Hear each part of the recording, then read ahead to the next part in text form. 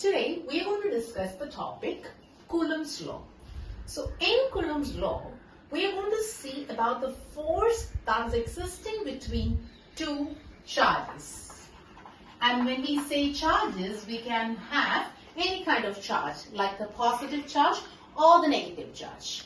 And we know that when we have two positive charges or the negative charges, that is the like charges coming into interacting with each other, then they will be repelling each other, right? And when we have the unlike charges, that is the positive and the negative interacting with each other, then we see that there is an attraction. So to coin it, we just say that there is a force of interaction between the charges. And today we are going to see about this interaction. Okay? For that, we can consider two charges. So this is my first charge, Q1, and this is my second charge, Q2, and you can clearly see that they are positive charges which I have opted to take, and they are not placed close by. They are separated by a particular distance. And the distance here, I'm going to consider that to be R. So what is the consideration that we are having here? We are having two like charges plus Q1 and plus Q2, both positive in nature, and they are separated by a distance R. So when they are the like charges, what happens? They repel, right? That means Q1 is going to repel Q2 and Q2 is going to repel Q1. So we are just going to look into what will be that force of repulsion be like. Okay? So just imagine that we are having two magnets kept closer by and they're going to repel, right? So we are having two bigger magnets and two smaller magnets. Where will you see the repulsion to be more? Bigger or smaller? Bigger, obviously, because that's a stronger one there. So it is depending on something like that, the size. So we cannot say size in this particular case, but we can say charge. The charge of Q1 and the charge of Q2 will determine the force of repulsion in this particular case because we are having both to be positive. Or we can just say that the force of interaction between these two charges, it is depending upon the product of two charges, Q1 and Q2. And how are they related? That is what we have to see next. Are they directly related or are they indirectly related? What did we see earlier? What about the magnets that we had? When we had the bigger magnets, they repelled more. Bigger, the repulsion is more. That means what? When one is increasing, the repulsion is also increasing. The magnitude is increasing, the repulsion is also increasing. That means are they directly related or indirectly related?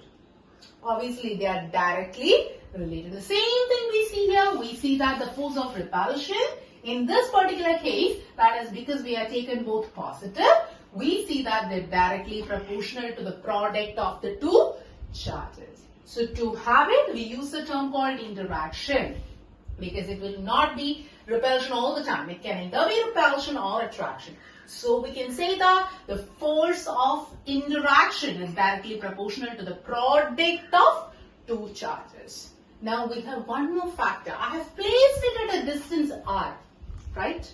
Now coming back to the context of magnet, I'm having a magnet in my hand and another magnet is in your hand, your home. Will there be an interaction between those two magnets? No. Why? Because I'm standing in my home and you're there in your place. So the distance between the two magnets is very big. So we cannot have an interaction over there. Whereas if I was having two magnets in my hand and I could bring it closer, you can see that they will either attract or repel. Because what happened just now? The distance decreased. So what you saw there is, as the distance decreased, you see that the force of repulsion increased. So what is the relation there?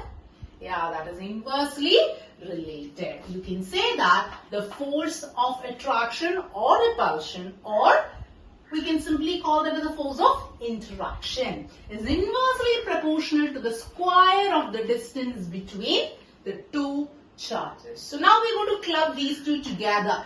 we have it placed separately. So clubbing those two together, I can write F is proportional to Q1, Q2 by R square. So this is just a relation. We need an equation. And to change this relation to an equation, I should have this replaced, the proportionality sign replaced by an equal to sign. And how do I do that?